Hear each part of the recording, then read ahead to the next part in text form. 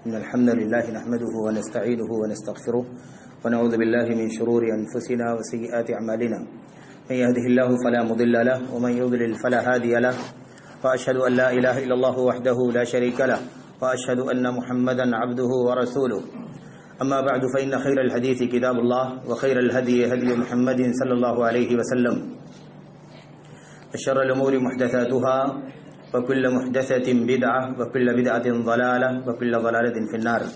أعوذ بالله من الشيطان الرجيم. بسم الله الرحمن الرحيم. اليوم أكملت لكم دينكم وأتممت عليكم نعمتي ورضيت لكم الإسلام دينا. وقال النبي صلى الله عليه وسلم فإن خير الحديث كتاب الله وخير الهدي هدي محمد صلى الله عليه وسلم إلى آخر الحديث. وقال النبي صلى الله عليه وسلم من أحدث في أمرنا هذا ما ليس منه فهو رد. رواه الإمام مسلم. وجاء في رواية من عمل عملا ليس عليه أمرنا فهو رد. رواه الإمام مسلم. برادران اسلام، دینی اور ملی بھائیوں، نوجوان دوستوں، احباب اور بزرگوں، قابل احترام ماں اور بہنوں، عزیز بچوں، اللہ تبارک و تعالی نے ہمیں اور آپ کو جو دین عطا فرمایا ہے، اس دین کی جو بہت ساری خصوصیات ہیں، بہت ساری امتیازات کی باتیں ہیں، ان میں ایک سب سے اہم اور بنیادی چیز یہ ہے کہ یہ دین کامل ہے، مکمل ہے. اس میں کوئی کمی، کسی طرح کا نقص موجود نہیں ہے. ایسا کوئی مسئلہ رہتی دنیا تک پیدا نہیں ہو سکتا جس کا حل اس اسلام میں موجود نہ ہو، اور اس کے لیے ہمیں مزید کوئی کام کر کے اسے مکمل کرنے کی ضرورت پیش آئے. یہ ایسی خصوصیت ہے جو اللہ تبارک و تعالیٰ کے دین اسلام کے سوا کسی بھی دین میں موجود نہیں ہے.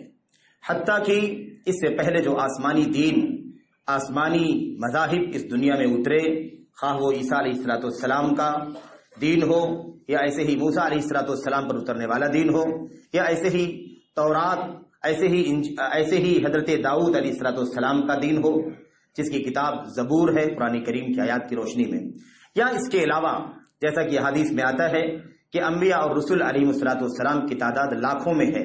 بعض روایتوں میں آیا ہے کہ انبیاء کی تعداد 1 لاکھ سے زیادہ ہے یا 1.25 لاکھ سے زیادہ ہے تقریباً، اور رسولوں کی تعداد 313 ہے. بعض روایتوں میں جیسا کہ آتا ہے، اور ان روایتوں کے بارے میں کچھ کلام ہے، لیکن زیادہ جو بات راجح ہے وہ یہ ہے کہ ان روایتوں کو بیان کیا جا سکتا ہے، اتنی گنجائش ہے. بہرحال جتنے بھی ادیان اس دنیا میں آئے، ان تمام دینوں میں یہ خصوصیت موجود نہیں تھی کہ وہ مکمل ہو، جامع ہو، اور قیامت تک آنے والے تمام تر مسائل کا حل اس کے اندر موجود ہو. ظاہر ہے کہ وہ ادیان کسی خاص قوم کے لیے آئے تھے، کسی خاص ملت کے لیے آئے تھے، کسی خاص دور اور زمانے کے لیے مناسب اور سوٹیبل تھے. اس کے بعد جو دور آیا، جو قومیں دنیا میں آئیں، جو حالات میں تبدیلی پیدا ہوئی، اور مختلف انداز کی تبدیلیاں اس دنیا میں کائنات کے نظام میں پیدا ہوئی، اس کی رہنمائی کرنے کے لیے وہ دین، وہ دھرم ناکافی تھے.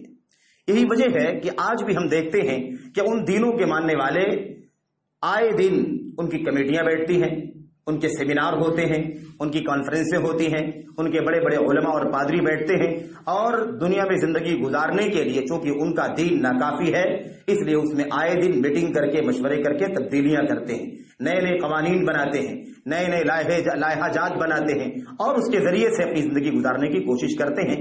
یہ کانفرنسیں، یہ ندوات، یہ میٹنگیں، یہ مشورے اور بہت ساری تفصیلات ہیں. اگر میں نام لوں تو بہت ساری چیزیں موجود ہیں، کس کس سن میں، کس کس دور میں عیسائیوں کی کون کون سی کانفرنسیں منعقد ہوئیں، اور کس طرح سے انہوں نے اپنے دین پر عمل کرنے کے لیے اسے حالات کے حساب سے تبدیل کرنے کی کوشش کیا اور اسے مناسب بنانے کی کوشش کیا. اس کی پوری تاریخ موجود ہے.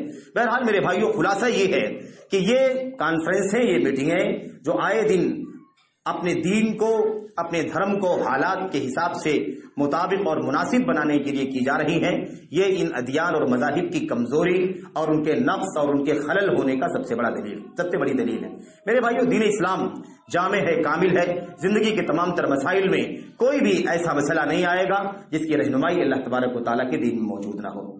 یاد کریں کہ ہم اور آپ پچھلے تقریباً 2 مہینوں سے جو جمعہ کا سلسلہ آپ کے سامنے آتا ہے، اس میں ہم اور آپ جادو ٹونا وغیرہ کے سلسلے میں، اعصاب وغیرہ، آسیب اور شیطانی وساوس وغیرہ کے سلسلے میں گفتگو کر رہے تھے، اور آج بھی اسی موضوع پر گفتگو کرنے کا ارادہ تھا، لیکن چونکہ ایک اصول ہے، ایک ضابطہ اور طریقہ ہے اہل علم کا، سلف امت کا، صالحین کا، کہ جب حالات اور ظروف میں کوئی خاص موضوع قابل بیان ہو اور اس کی اہمیت ہو، ضرورت ہو کہ اس سلسلے میں امت کی رہنمائی کی جائے، عوام کی بھائیوں کی رہنمائی کی جائے، تو اس موضوع کو اولیت دی جاتی ہے، اسے ترجیح دی جاتی ہے اور اسے مقدم کیا جاتا ہے۔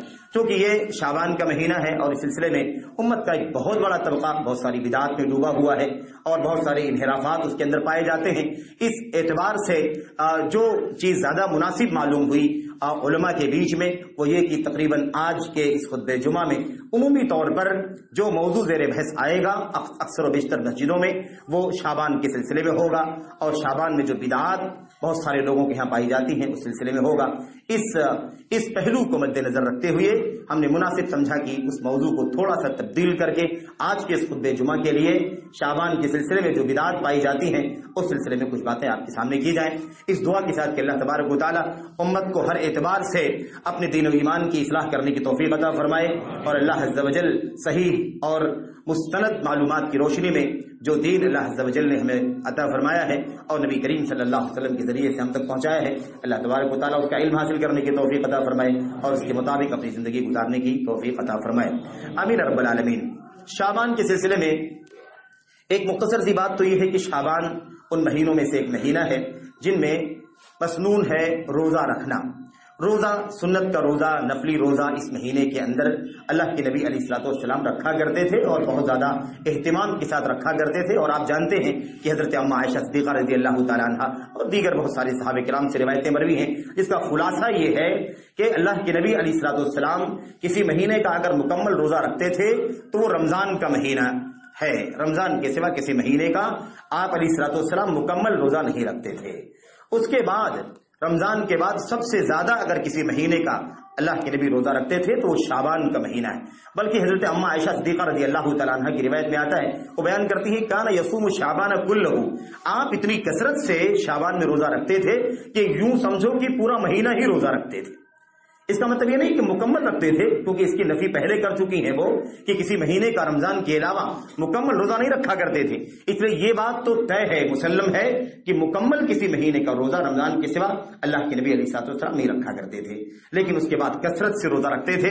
روایتوں میں بہت ساری باتیں موجود ہیں اور اس کا خلاصہ یہی ہے کہ ہمارے لیے اس مہینے کے اندر نفلی روزہ رکھنا مسنون ہے اور ہمیں اس کا اہتمام کرنا چاہیے، لیکن مکمل بھی نہیں رکھنا چاہیے، کیونکہ اللہ کے نبی علیہ الصلوۃ والسلام کا عمل کرنا بھی سنت ہے اور آپ کا ترک عمل بھی سنت ہے۔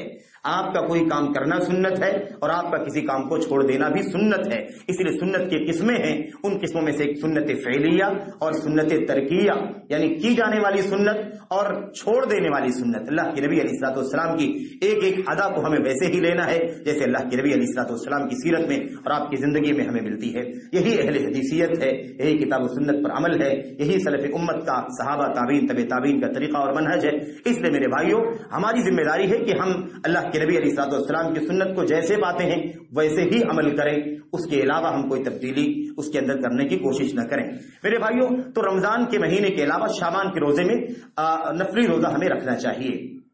بعض روایتوں میں یہ بات آئی ہوئی ہے کہ جب شعبان کا آدھا مہینہ گزر جائے تو روزہ نہ رکھو، اذا انتصف شعبان فلا تصوموا، جب آدھا ہو جائے شعبان، یعنی شعبان کا آدھا مہینہ گزر جائے تو روزہ نہ رکھو۔ دراصل اس حدیث کا معنی یہ ہے کہ اگر آپ شعبان کے آخری حصے میں بھی، یعنی آخری 15 دنوں میں بھی، 10 دنوں میں بھی روزہ مستقل رکھیں گے تو اس سے پھر جڑتا ہوا تسلسل کے ساتھ رمضان کا مہینہ بھی آ جائے گا۔ اور ایک مہینے کا روزہ رکھنا ظاہر ہے کہ فرض روزہ ہے، اس کی اہمیت آپ جانتے ہیں کہ دین اسلام کا ستون ہے، وہ دین اسلام کی بنیاد ہے، اسے لازماً رکھنا ہے۔ اگر ہم نے اپنے آپ کو شعبان کے آخری دنوں میں روزہ رکھ کر کے تھکا لیا اور اپنے آپ پر گرانی کر لی، مشقت پہ اپنے آپ کو ڈال لیا، تو ہو سکتا ہے اس کے نتیجے میں ہمارا ہمارا کوئی روزہ رمضان کا خلل کے نتیجے میں چلا جائے. اس لیے رمضان کو خلل سے بچانے کے لیے، نشاط اور چستی باقی رکھنے کے لیے اللہ کے نبی علیہ الصلوۃ والسلام زیادہ تر 15 شعبان کے پہلے حصے میں روزہ رکھا کرتے تھے. کچھ روزے بعد میں بھی رکھے جا سکتے ہیں، منع نہیں ہے، لیکن یہ ہے اہتمام ہونا چاہیے کہ ہم پہلے روزہ رکھیں. ایسا نہ ہو کہ اخیر تک، شعبان کے اخیر تک ہم نفلی روزہ رکھتے رہے اور اپنے آپ کو اس معنی میں کہ ہم اپنے آپ کو تھکا لیں اور پھر اس کی وجہ سے رمضان کا فرض روزہ متاثر ہو جائے. اس اعتبار سے یہ بات کہی گئی ہے کہ آدھا شعبان گزر جائے تو روزہ نہ رکھا کرو. تو بہرحال اس طریقے سے ہمیں تمام چیزوں کو مد نظر رکھنا ہے. یہ روزہ بھی شعبان کا جو ہے یہ نبی کریم صلی اللہ علیہ وسلم کی سنت ہے. حضرت اما عائشہ صدیقہ رضی اللہ تعالیٰ عنہ کے بارے میں آپ جانتے ہیں صحیح روایت کے اندر کہ وہ جو ان کے روزے ماہواری کی وجہ سے چھوٹ جایا کرتے تھے، پچھلے رمضان میں جو بھی ایام 4-6 روز 8 روز جو بھی ہے، وہ جو روزے چھوٹ جایا کرتے تھے ماہواری کی وجہ سے، حضرت اما عائشہ صدیقہ رضی اللہ تعالی عنہا اسے زیادہ تر ہوتا یہ تھا کہ وہ جب اللہ کے نبی علیہ الصلوۃ والسلام شعبان کے مہینے میں، یعنی آئندہ آنے والے شعبان کے مہینے میں جب آپ کثرت سے روزہ رکھا کرتے تھے تو آپ کا ساتھ ملنے کی وجہ سے آپ ان روزوں کو شعبان میں مکمل کیا کرتی تھیں. تو اس سے کئی باتیں ثابت ہوتی ہیں. ایک تو یہ چیز ثابت ہوتی ہے کہ اللہ تبارک و تعالیٰ کے دین کے اندر آسانیاں ہیں، شدت نہیں ہے. ایسا نہیں ہے کہ فوری طور پر رمضان ختم ہوا ہے تو آپ فوری طور پر شوال میں ہی رکھو، اس کے بعد آپ کچھ تاخیر کرتے ہیں تو آپ گنہگار ہو جائیں گے. نہیں، بلکہ اس سے ثابت ہوتا ہے کہ شریعت کے اندر آسانی ہے، شریعت کے اندر رخصت ہے، اور اللہ تبارک و تعالیٰ نے انسان کو اتنا ہی مکلف بنایا ہے جتنا اس کے بس میں ہے، جتنی اس کی طاقت و قوت ہے.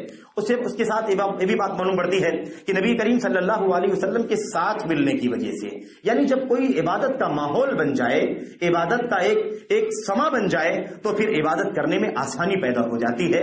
اس سے بھی، اس حدیث سے اس بات کا بھی پتہ چلتا ہے.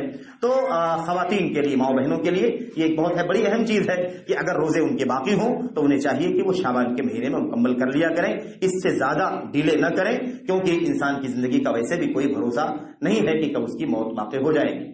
بہرحال یہ ہو گئی بات مختصر طور پر ماہ شعبان میں روزوں کے حوالے سے. اس مہینے کے اندر جو بدعات ہیں، ان بدعات کا تعلق کئی طرح سے ہے. اس کا تعلق عقیدے سے بھی ہے، اس کا تعلق عبادات سے بھی ہے، اور اس کا تعلق دین اور شریعت اور سنت سے بھی ہے. اس اعتبار سے ان بدعتوں کے بارے میں کچھ باتیں آپ حضرات کے سامنے کرنا ہم نے ضروری سمجھا، اس معنی میں کہ ہم لوگ بھی اس سلسلے میں معلومات رکھیں اور اس سلسلے میں ہم اپنے بھائیوں کو اپنے مختلف حلقوں میں، مختلف سرکلوں میں اپنے بھائیوں کو سمجھا سکیں. اور جو بھی ہمارے پاس میں، پڑوس میں اٹھتے بیٹھتے ہمارے احباب ملتے ہیں جو اس طرح کی بدعات میں لا علمی کی وجہ سے یا عصبیت کی وجہ سے یا نادانی اور جاہلیت کی وجہ، جہالت کی وجہ سے ڈوبے ہوئے ہیں، اللہ تبارک و تعالی ہمیں انہیں سمجھانے کی اور ان کے سامنے حق کھولنے کی توفیق عطا فرمائے. ان کے شبہات کو اور ان کے اندر، ان کے یہاں جو بہت ساری کنفیوژن وغیرہ پائی جاتی ہے، اسے اللہ تبارک و تعالی دور کرنے کی توفیق عطا فرمائے. آمین رب العالمین. تو یہ اصل مسئلہ ہے جس لیے یہ باتیں کہی جاتی ہیں، کیونکہ جب یہ موسم ہے اس کا اور اسی وقت یہ بات نہیں کی جائے گی تو بعد میں اس کی اہمیت اس طرح سے نہیں ہوگی جس طرح سے ہونی چاہیے. ماہ شعبان کے اندر جو بدعتیں پائی جاتی ہیں وہ بدعتیں بعض جھوٹی اور ضعیف اور موضوع روایات کی بنیاد پر ہیں. بعض روایتیں ہیں جو جھوٹی ہیں، موضوع ہیں، بے سر پیر کی ہیں، ان کی کوئی سند نہیں ہے، اور وہ چیزیں انہی ضعیف موضوع روایات کی بنیاد پر شروع بھی ہوئی ہیں اور اسی بنیاد پر آج تک چل رہی ہیں، جاری ہیں امت کے اندر. وہ روایتیں کئی طرح کی ہیں، لمبی ہیں، مختلف روایتیں ہیں، مختصر ہیں، اور کئی طرح کی باتیں ان روایتوں میں بیان کی گئی ہیں. نمازوں کے سلسلے میں کئی ایک روایتیں موجود ہیں، اور ایسے ہی روزہ رکھنے کے سلسلے میں اور نماز کی کیفیت کے سلسلے میں بہت ساری روایتیں موجود ہیں. تو یہ ساری باتیں جو بیان کی گئی ہے اور لوگ سنتے ہوں گے، آپ بیان بھی کرتے ہیں، ان تمام چیزوں کا تعلق ضعیف اور موضوع روایات سے ہے. اور تاریخ، اسلام کی تاریخ کا مطالعہ کرنے سے پتہ چلتا ہے کہ اسلامی تاریخ میں 448 ہجری سے پہلے ان بدعتوں کا، شعبان کے مہینے میں ان بدعتوں کا کوئی چلن نہیں تھا. سب سے پہلے ان بدعات کی شروعات جو ہوئی ہے یہ فلسطین کے اندر بیت المقدس میں سب سے پہلے 448 ہجری میں یہ اس بدعت کی شروعات ہوئی ہے. جو نماز پڑھی جاتی ہے، دو چیزیں پائی جاتی ہیں. ایک تو اس مہینے کے اندر 15 شعبان، لیلۃ النصف من شعبان، شعبان کے آدھے کی رات، یعنی جب آدھا شعبان گزر جائے اس کی شب، یعنی 15ویں شعبان جس کو کہا جاتا ہے، آج 15 تاریخ ہے مثال کے طور پر، تو جو رات گزری ہے وہ 15 تاریخ کی رات تھی۔ میرے بھائیوں، اس رات کو بہت سارے لوگوں نے شب برات کا نام دیا ہوا ہے۔ شب برات کا مطلب کیا ہوتا ہے؟ برات مانے برا یبرو کے معنی ہوتے ہیں بری ہونا، چھٹکارا حاصل کرنا۔ اسی لیے کہتے ہیں کہ فلاں شخص کے اوپر الزام لگا تھا، اسے جیل میں ڈال دیا گیا تھا، آج وہ بری ہو گیا۔ برات کا مطلب ہوتا ہے چھٹکارا پانا، چھٹکارا حاصل کر لینا۔ ہم کہتے ہیں کسی سے کہ ہم فلاں سے برات کا اظہار کرتے ہیں، یعنی ہم اس سے قطع تعلق کرتے ہیں، اس سے لا تعلقی کرتے ہیں۔ تو برات کی شب یعنی چھٹکارا پانے والی شب، چھٹکارا پانے والی رات، یہ اس رات کو نام دیا گیا ہے۔ یہ نام بھی انہی ضعیف اور موضوع روایات کے نتیجے میں ہے۔ میں انشاءاللہ تبارک و تعالیٰ ان ضعیف اور موضوع روایات کا تفصیلی گفتگو تو نہیں کروں گا، لیکن کچھ چیزوں کی طرف اشارہ کروں گا تاکہ آپ کی سمجھ میں یہ بات اچھی طرح سے آ جائے کہ یہ باتیں کہاں سے نکلی ہے اور اس کی کیا کیفیت ہے۔ اس سے پہلے، ان باتوں کو شروع کرنے سے پہلے، آپ اصولی طور پر اس بات کو جانتے ہیں کہ دین اسلام مکمل ہو چکا ہے، اور جب کوئی چیز مکمل ہو جائے تو چاہے اس میں سے بڑھایا، اس میں سے کوئی چیز نکالی جائے یا اس میں کچھ اضافہ کرنے کی کوشش کی جائے، ان دونوں صورتوں کو کمی کہا جاتا ہے۔ اضافہ کیا جائے گا تو بھی کمی کہا جائے گا اسے، اور اس میں سے کوئی چیز نکالی جائے گی تو بھی اسے نقص کہا جائے گا، کمی کہا جائے گی۔ دیکھیں قرآن کریم کے اندر اللہ تبارک و تعالیٰ نے فرمایا ہم نے آج کے دن تمہارے دین کو مکمل کر دیا۔ الیوم اکملت لکم دینکم، آج کے دن ہم نے تمہارے لیے تمہارا دین مکمل کر دیا۔ دین مکمل ہو جانے کا مطلب یہ ہے کہ اب نہ تو اس میں سے کوئی چیز نکالی جا سکتی ہے کہ ٹھیک ہے اسے نہیں کریں گے تو بھی چلے گا، اور نہ اس میں کسی چیز کا اضافہ کرنے کی گنجائش ہے، کیونکہ اضافہ کرنے کا مطلب یہ ہے کہ اس میں کمی تھی، اس لیے اس کے ذریعے سے پورا کیا جا رہا ہے۔ دونوں صورتوں میں نقص ہے، اور دین اسلام ان دونوں قسم کے نقص اور عیب سے بری ہے، اس سے پاک ہے، اس سے منزہ ہے، اس سے بے عیب ہے۔ اللہ تبارک و تعالیٰ کا دین مکمل ہے، اور یہ زبان اللہ تبارک و تعالیٰ کی ہے، کلام اللہ تبارک و تعالیٰ کا ہے کہ ہم نے مکمل کیا ہے۔ اللہ کی تکمیل میں کوئی کمی نہیں رکھ سکتی ہے۔ انسان کوئی کام مکمل کرتا ہے، مکمل کر لینے کا دعویٰ کرتا ہے، مکمل ہونے کا دعویٰ کرتا ہے، لیکن اس کی کمی، اس کی بشری کمزوری، اس کی انسانی کمزوری ظاہر ہے کہ کمزوری ہے اس کے اندر، تو جب نتیجہ نکلتا ہے تو پتہ چلتا ہے کہ جس کے مکمل ہونے کا دعویٰ کیا گیا تھا وہ حقیقت میں مکمل نہیں ہے، اس کے اندر کمی اور نقص موجود ہے۔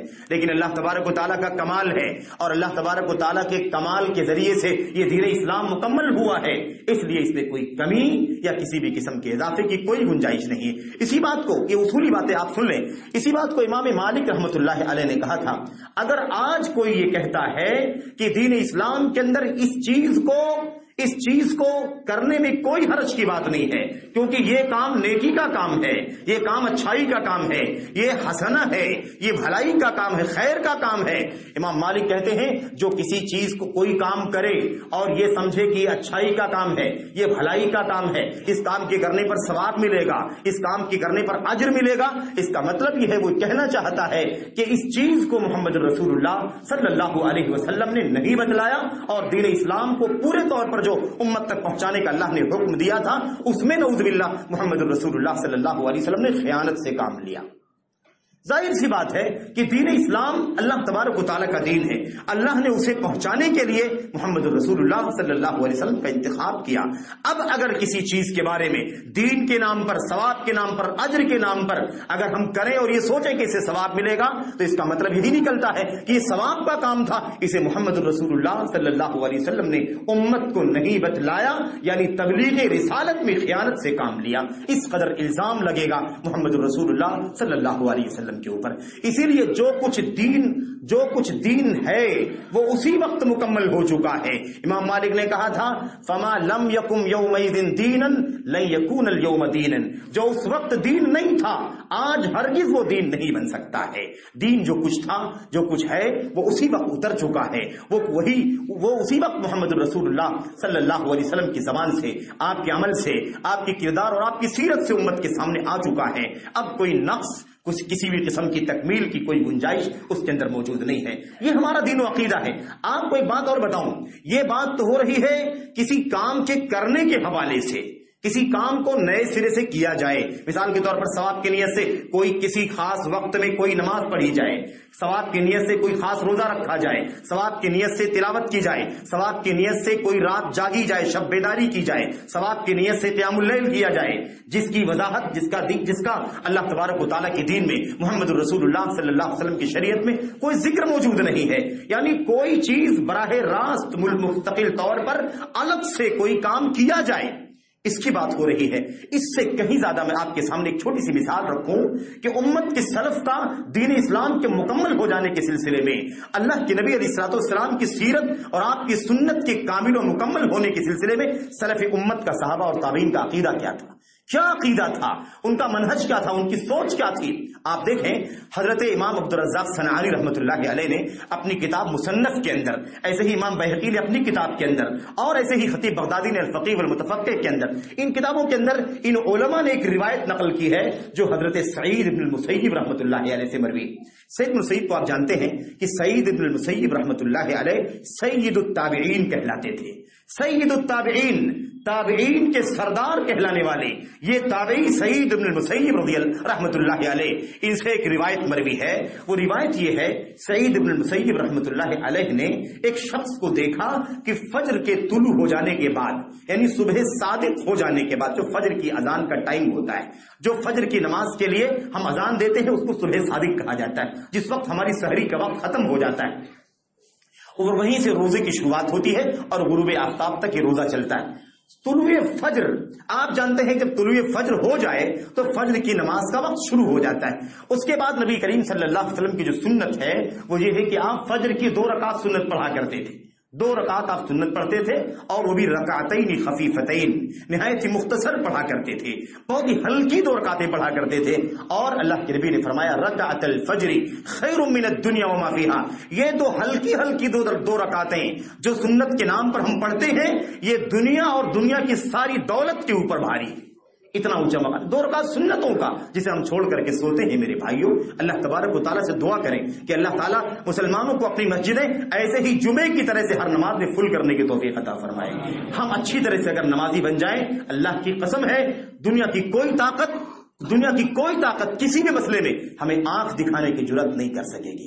یہ ہماری اپنی مصیبت ہے، ہم نے اپنے آپ کو کمزور کیا ہے، ہم نے اپنا رشتہ اللہ تبارک و تعالیٰ سے کمزور کر لیا ہے، بلکہ ہم تو بے تعلق ہوتے جاتے ہیں۔ ایسا لگتا ہے کہ سب کچھ جو آج کل مادی دنیا کا طریقہ ہے، مادی طور پر ہی ہماری زندگی کا چلن چل رہا ہے، اس کے پیچھے کوئی اللہ تبارک و تعالیٰ کی قدرت نہیں ہے، اللہ کی کوئی تدبیر نہیں ہے، اللہ کا کوئی نظم و انتظام نہیں ہے، ایسا محسوس ہوتا ہے ہماری اور آپ کی زندگیوں سے۔ بہرحال میں یہ عرض کر رہا تھا کہ سعید بن مسیب رحمۃ اللہ علیہ نے فرمایا، روایت کرتے ہیں کہ انہوں نے ایک شخص کو دیکھا طلوع فجر کے بعد 2 رکعتیں کر کے کئی پڑھتے جا رہا ہے، 2 رکعت پڑھتا ہے، سلام پھیرتا ہے، پھر دیر تک بیٹھ کر کے دعا کرتا ہے، پھر 2 رکعت پڑھتا ہے، پھر دیر تک بیٹھ کر کے دعا کرتا ہے، ایسے کیے جا رہا ہے۔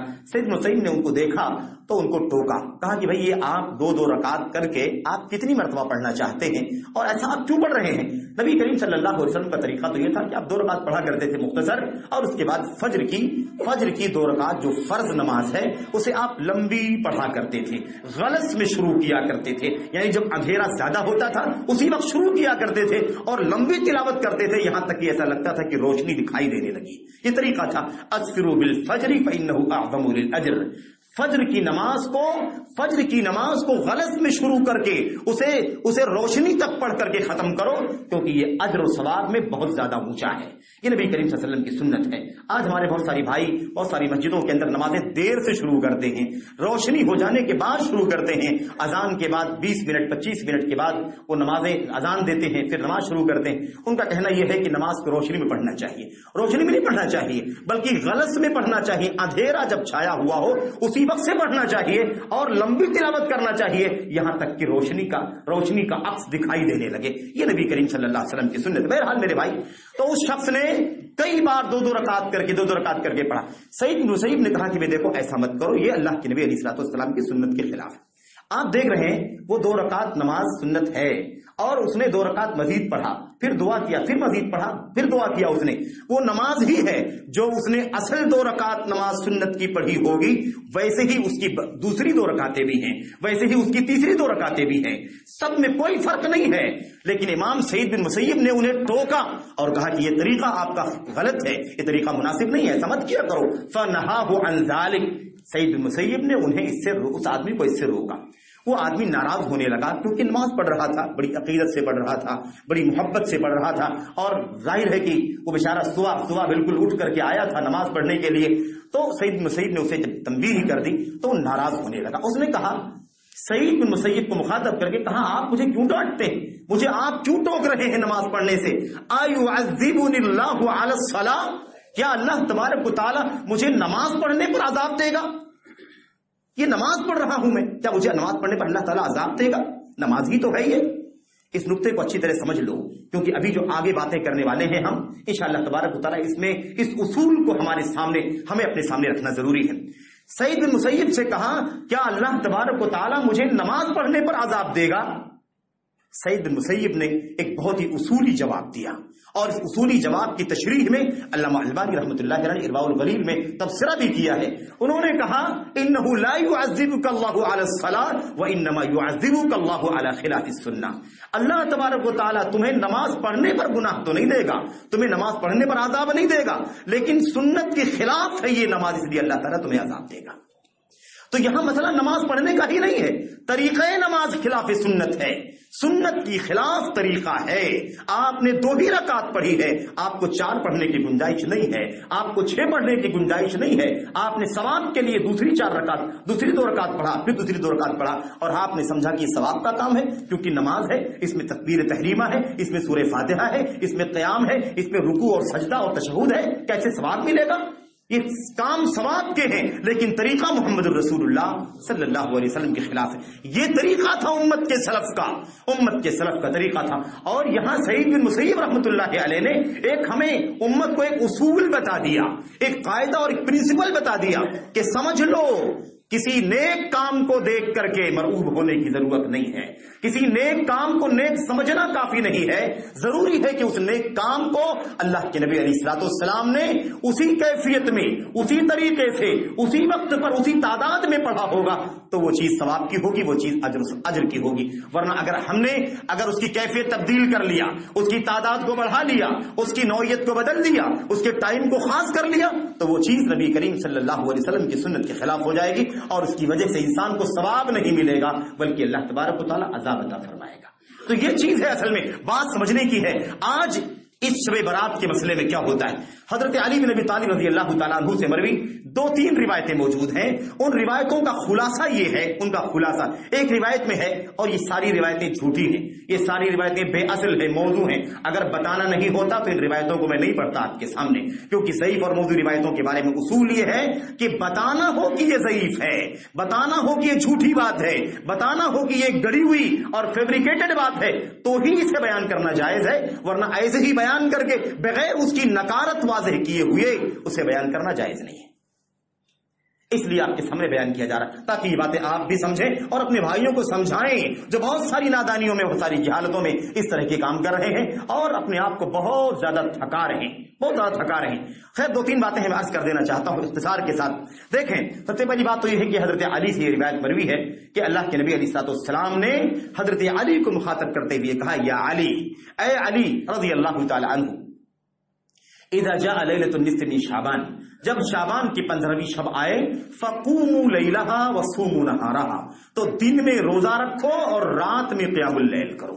یہ روایت حضرت علی سے مروی ہے. اللہ کے نبی نے ان کو مخاطب کر کے یہ بات بیان فرمائی. یہ روایت جھوٹی ہے، موضوع ہے، بے سر پیر کی ہے، اس کی کوئی سند نہیں ہے، یوں ہی ضعیف اور موضوع روایات کی کتابوں کے اندر یہ چیز نقل کی گئی.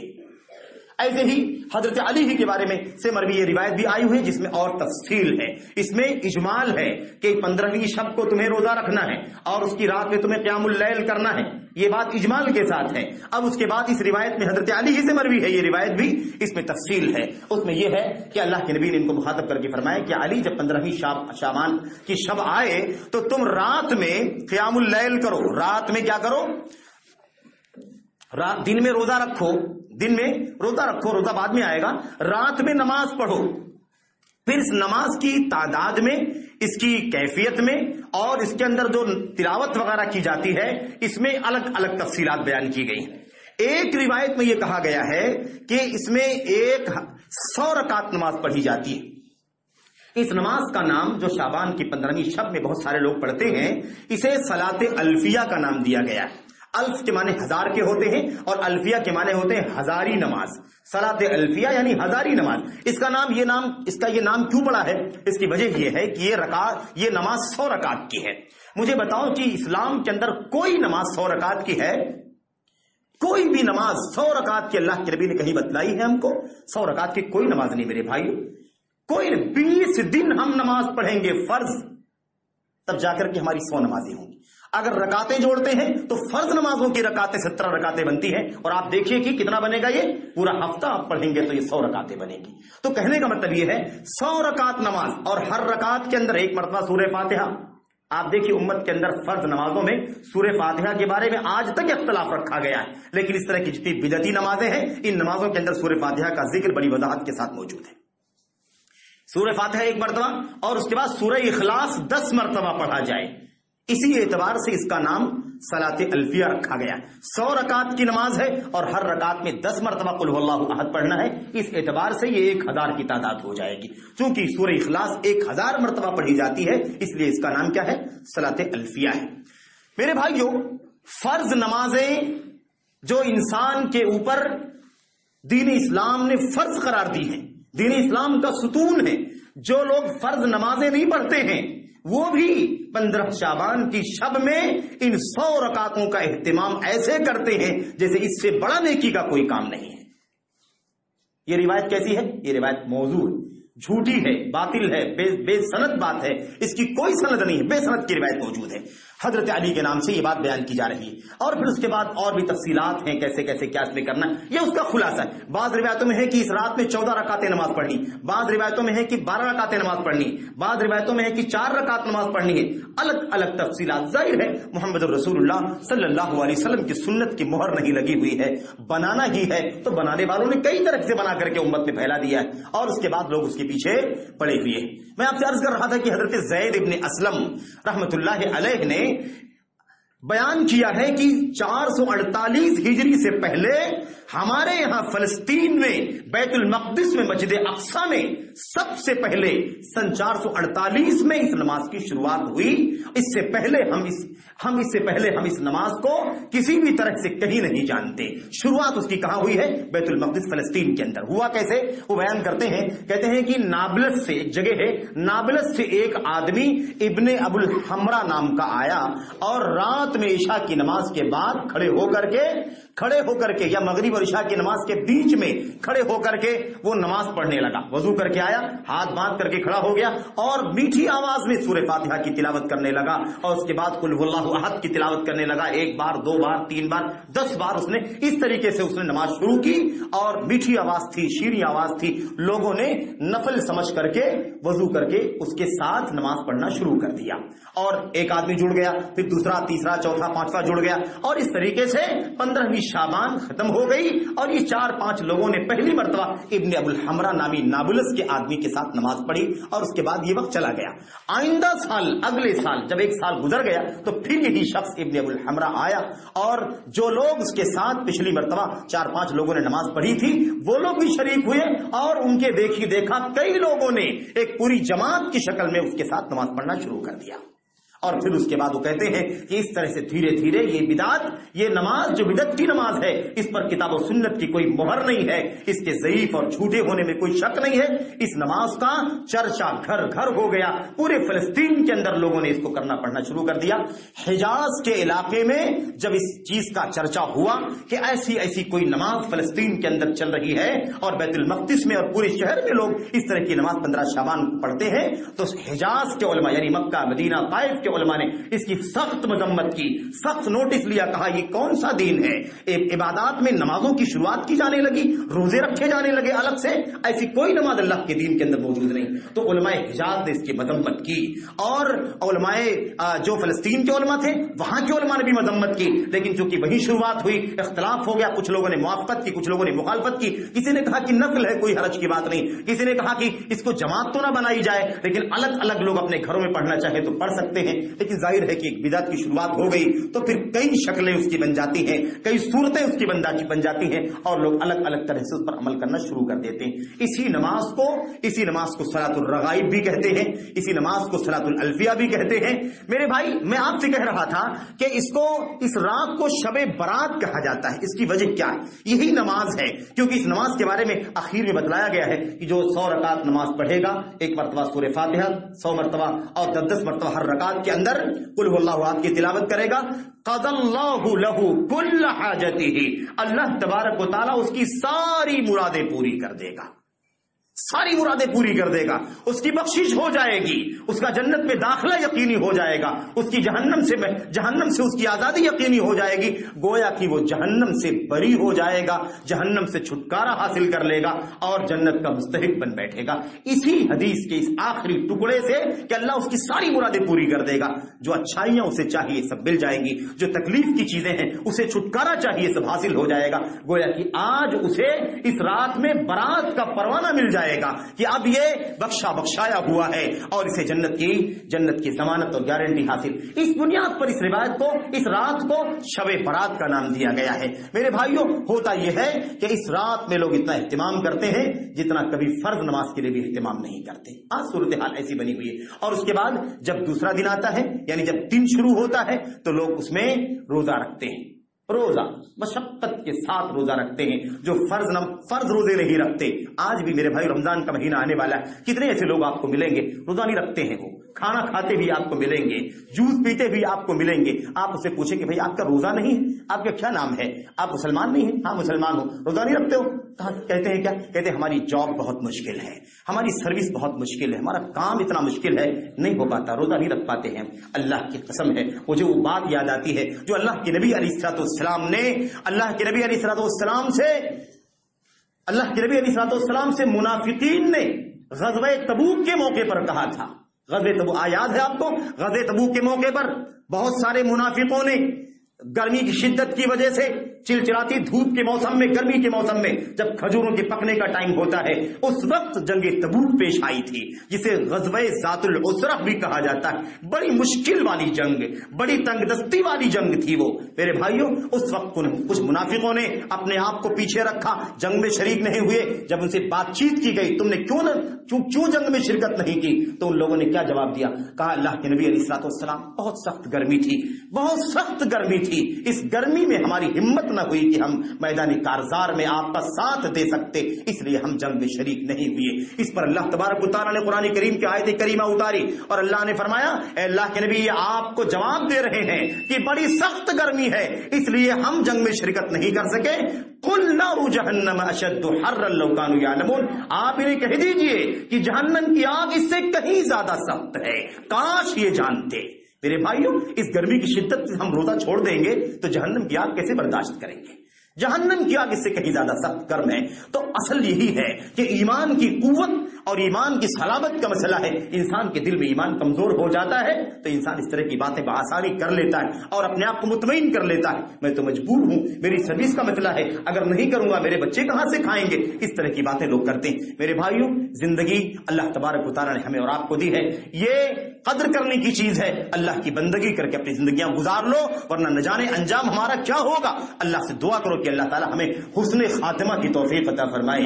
اللہ تبارک و تعالیٰ کے سامنے حاضر ہو تو اللہ تبارک و تعالیٰ کی عبادات، اس کی بندگی کا خزانہ لے کر کے حاضر ہو، اور بندگان الہی کے ساتھ حسن سلوک کے اعمال صالحہ لے کر کے حاضر ہو۔ اللہ تبارک و تعالیٰ ہمیں جنت کی نعمتوں سے مالا مال فرما دے اور اللہ تعالیٰ ہمیں جہنم سے آزاد فرما دے، آمین رب العالمین۔ تو کہنے کا مطلب میرے بھائیوں کی یہ بدعتیں جو جنم لیتی ہیں وہ اسی وجہ سے آتی۔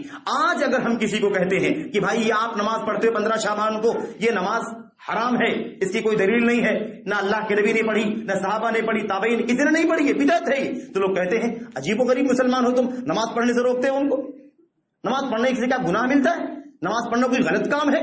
یہ عام طور پر یہی جواب دیا جاتا ہے کہ ان کو کوئی شعور نہیں ہے، نمازوں سے روکتے ہیں، یہ روزے سے منع کرتے ہیں۔ میرے بھائی روزے سے نماز سے منع نہیں کرتے، وہی یاد رکھو سعید بن مسیب کا جواب، انہوں نے کہا تھا انہ لا يعذبک اللہ علی الصلاۃ وانما يعذبک اللہ علی خلاف السنہ، اللہ تعالیٰ تمہیں نماز پر گناہ نہیں دے گا، عذاب نہیں دے گا، بلکہ سنت کے خلاف ہونے کی وجہ سے تمہیں اللہ تعالیٰ عذاب دے گا۔ تو یہ نماز ٹھیک ہے، نماز کا طریقہ بھی کتاب و سنت کے خلاف ہے، یہ تو نماز بھی سنت کے خلاف، طریقہ نماز بھی سنت کے خلاف، یہ پورا طریقہ ہی 15 شعبان کے بارے میں تفصیلات جو بیان کی جاتی یہ سب خلاف سنت ہے۔ آپ دیکھیے ایک حدیث پر غور کریں اور پھر بات میں ختم کرتا ہوں۔ اللہ کے نبی علیہ الصلوۃ والسلام کی حدیث، آپ جانتے ہیں اللہ کے نبی علیہ الصلوۃ والسلام نے وہی نماز وہی روزہ جو ہمیں بتلایا ہے، جو امت کو سکھلایا ہے، اور اسی اللہ کے نبی علیہ الصلوۃ والسلام نے فرمایا، آپ نے فرمایا کسی دن کو لا تخصوا یوما من الایام بالصلاۃ والصیام، کسی دن کو روزے کے لیے خاص مت کرو، کسی رات کو نماز کے لیے خاص مت کرو۔ میرے بھائی جو روزہ اللہ کے نبی نے سکھلایا ہے، جو نماز اللہ کے نبی نے سکھلائی، اللہ کے نبی فرماتے ہیں دنوں میں سے کسی دن کو روزے کے ساتھ خاص مت کرو، اور راتوں میں سے کسی رات کو نماز کے ساتھ خاص مت کرو، یعنی کسی رات خاص کر کے کسی رات میں کوئی نماز کا اہتمام مت کرو، ہفتے میں کسی دن کو خاص کر کے اس دن روزہ رکھنے کا اہتمام مت کرو۔ کوئی آدمی کر لے کہ آج جمعہ ہے فضیلت کا دن ہے میں روزہ رکھوں گا، اللہ کے نبی نے فرمایا اسے خاص مت کرو۔ کوئی دن فضیلت کا ہے، رات ہم نے سوچ لیا کہ اس میں ہم قیام اللیل کریں گے، دیر تک نمازیں پڑھیں گے، جاگیں گے، تلاوت کریں گے، اللہ کے نبی نے اس سے منع فرمایا۔ آپ سوچئے وہی نماز وہی روزہ جو اللہ کے نبی علیہ الصلوۃ والسلام نے ہم کو سکھلایا ہے، اسی کو اللہ کے نبی علیہ الصلوۃ والسلام اپنی زبان سے کہتے ہیں کہ کسی رات اور دن کو خاص کر کے اس روزے اور نماز کا اہتمام مت کرو۔ اس کا مطلب یہ ہے کہ جب کسی چیز کو ہم خاص کرنا جائز نہیں ہے ہمارے لیے، اگر ہم کریں گے تو خلاف سنت ہوگا، تو یہ تو ہم نے بنا لیا ہے الگ سے، اس کی تعداد بنائی، اس کی طریقہ بتا لیا، اس کی کیفیت بنا لی، اس کا ٹائم بنا لیا۔ میرے بھائیو یہ سراسر بدعت ہے۔ امت کے علماء کا اتفاق ہے، اتفاق، حافظ ابن حجر رحمۃ اللہ علیہ، امام نووی رحمۃ اللہ علیہ، علامہ طرطوسی رحمۃ اللہ علیہ، ابن وضاح قرطبی رحمۃ اللہ علیہ، امام علامہ ابو شامہ دمشقی شافعی رحمۃ اللہ علیہ، اور بڑے بڑے مورخین، جتنے مورخین کو آپ جانتے ہو، اکا دکا کو چھوڑ کے سب نے بڑی وضاحت سے یہ بات امت کو سمجھائی ہے۔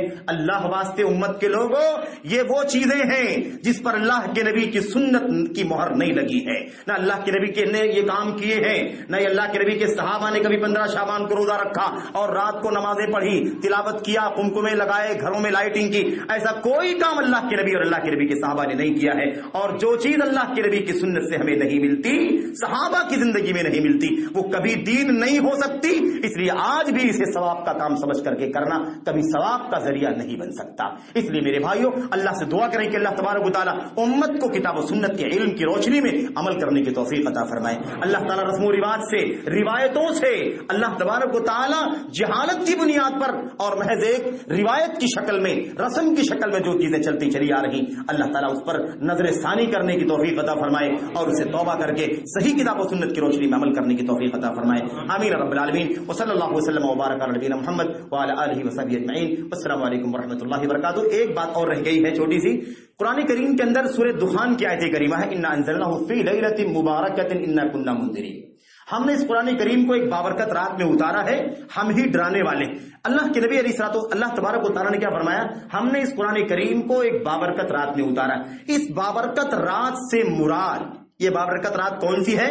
یہ رمضان کی رات ہے، رمضان کی رات ہے۔ رمضان میں قرآن کریم نازل ہوا ہے۔ قرآن کریم میں اللہ نے صاف فرما دیا، شہر رمضان الذی انزل فیہ القرآن، قرآن کریم رمضان کے مہینے میں اترا۔ اس لیے بابرکت رات جس میں قرآن اترا ہے، وہ رات کون سی رات ہوگی؟ ماہ رمضان کی رات ہوگی۔ ایک دم واضح سی بات ہے۔ لیکن اس آیت کریمہ کو بھی لوگوں نے شب قدر سے نکال کر اسے شب برات میں شامل کر دیا ہے، اور اس آیت کریمہ کی تفسیر لوگ بیان کرتے ہیں اس سے مراد شب برات ہے، اس سے مراد 15ویں شعبان کی شب ہے۔ میرے بھائیوں اس لیے یہ بات غلط ہے۔ اس سلسلے میں اس امت میں کسی نے یہ بات نہیں کہی ہے، صرف ایک شخص نے، اکریمہ رحمۃ اللہ علیہ سے ایک روایت ملتی ہے کہ انہوں نے کہا ہے کہ اس سے مراد 15ویں شعبان کی شب ہے، اور ان کی اس روایت کو امت میں کسی نے نہیں مانا ہے۔ سب نے اس پر ٹوکا ہے کہ یہ بات عجیب و غریب غلطی سے ان سے صادر ہو گئی ہے، کیونکہ یہ بات قرآن کریم سے، سنت سے ثابت ہے کہ شریف رمضان المبارک کے اندر قرآن کریم کا نزول ہوا ہے، اور وہ بابرکت رات رمضان میں ہے، نہ کہ 15 شعبان کی وہ رات ہے. اس لیے اس کے علاوہ کسی نے کوئی بات نہیں کہی. ایک روایت آتی ہے جس کو 8 صحابہ نے روایت کیا ہے، اس روایت کے اندر یہ آیا ہوا ہے جب 15 شعبان کی رات آتی ہے تو اللہ تبارک و تعالیٰ بندوں کی طرف جھانکتا ہے اور اللہ تعالیٰ سب کی مغفرت فرما دیتا ہے، سب کی بخشش فرما دیتا ہے، سوائے 2 قسم کے لوگوں کے، الا لمشرکین او مشاہرین. یا تو ایک مشرک ہے، شرک کرنے والے کی بخشش نہیں فرماتا، اور دوسرا وہ آدمی جس کا اپنے بھائی کے ساتھ جھگڑا اور اختلاف ہو، آپس میں نفرت ہو، ایسے 2 قسم کے لوگوں کے اللہ بخشش نہیں فرماتا. یہ روایت کہاں آئی ہوئی ہے؟ ابن ماجہ اور بہت ساری کتابوں کے اندر آئی ہوئی ہے. یہ روایت حسن درجے کی. بہت سارے لوگ اس روایت کو پڑھتے ہیں اور کہتے ہیں 15 شعبان کی رات کو جاگنا، عبادت کرنا، قمقمے لگانا، روزہ رکھنا، نمازیں پڑھنا، اس میں کون سی حرج کی بات ہے؟ اللہ تبارک و تعالیٰ 15 شعبان کی رات کو جھانکتا ہے اور سب کی بخشش فرما دیتا ہے، سوائے مشرک کے اور سوائے بھائیوں کے درمیان جھگڑا جن کے ہوتا ہے ان کو چھوڑ کے. یہ بات لوگ بیان کرتے ہیں. یہاں ایک بات سمجھانا ضروری ہے. دیکھیں، اس روایت کے حسن ہونے میں کوئی شک نہیں، یہ روایت حسن ہے، ٹھیک ہے، جیسا کہ بہت سارے علماء نے کہی یہ بات، اور 8 صحابہ سے مروی. اس روایت کو اگر ہم مانتے ہیں کہ 15 شعبان کے بارے میں ہے کہ اللہ تعالیٰ جھانکتا ہے اور مغفرت فرماتا ہے، تو یہ 15 شعبان کے ساتھ خاص نہیں ہے. ہر رات اللہ تبارک و تعالیٰ آسمان دنیا سے دنیا والوں کی طرف جھانکتا ہے اور وہ نزول فرماتا ہے، اور اللہ فرماتا ہے کوئی بخشش مانگنے والا جسے میں بخش دوں، ہے کوئی روزی مانگنے والا میں روزی دے دوں، ہے کوئی سوال کرنے والا میں اس کی مراد کو پوری کر دوں. یہ ہر رات کا مسئلہ ہوتا ہے. انہی راتوں میں سے ایک رات 15 شعبان کی بھی رات ہے. اور اس روایت کے اندر جو بات بیان کی گئی ہے اس میں کہیں یہ بات نہیں کہی گئی ہے کہ اس رات میں آپ کو نمازیں پڑھنی ہے، اس کے دن میں روزہ رکھنا ہے، اس میں 100 رکعت پڑھنی ہے، 14 12 4 رکعت، کوئی تعداد، کوئی ایسی بات نہیں بیان کی گئی ہے. اس لیے ہمیں کیا پتا چلتا ہے اس حدیث سے کہ اس رات کو اللہ تعالیٰ نزول فرماتا ہے اور مشرک کو چھوڑ کے اور آپس میں جھگڑا کرنے والے بھائیوں کو چھوڑ کے سب کی بخشش فرما دیتا ہے. تو ہماری کیا ذمہ داری بنتی ہے کہ ہم شرک سے اپنے آپ کو بچائیں، آپس میں جھگڑا کرنے سے اپنے آپ کو بچائیں، آپس میں بھائی چارگی اور مواخات اور بردرہڈ کے ساتھ زندگی گزاریں. یہ ہماری ذمہ داری ہے. ہم لڑے بھیڑے آپس میں انتشار کریں، اختلاف پیدا کریں اور شرک جیسا گندا، نہایت ہی گندا، سب سے گندا گناہ کریں. ہمیں اس سے بچانا یہ ضروری ہے. اس حدیث سے اتنا ہی پتہ چلتا ہے، اس کے سوا نہ کوئی نماز کا پتہ چلتا ہے، نہ کسی روزے کا پتہ چلتا ہے، نہ کسی قمقمے کا پتہ چلتا ہے. اس لیے اس حدیث کو دلیل بنا کر کے 15 شعبان میں جو کچھ کیا جاتا ہے اس چیز کو کرنا جائز نہیں ہو سکتا، کیونکہ اس میں ایسی کوئی چیز بیان نہیں کی گئی ہے. ھذا ما عندی واللہ اعلم. السلام علیکم ورحمۃ اللہ وبرکاتہ. الحمد لله نحمده ونستعينه ونستغفره. اللهم صل على محمد وعلى ال محمد كما صليت على ابراهيم وعلى ال ابراهيم انك حميد مجيد. اللهم بارك على محمد وعلى ال محمد كما باركت على ابراهيم وعلى ال ابراهيم في العالمين انك حميد مجيد. سبحان ربك رب العزة عما يصفون وسلام على المرسلين والحمد لله.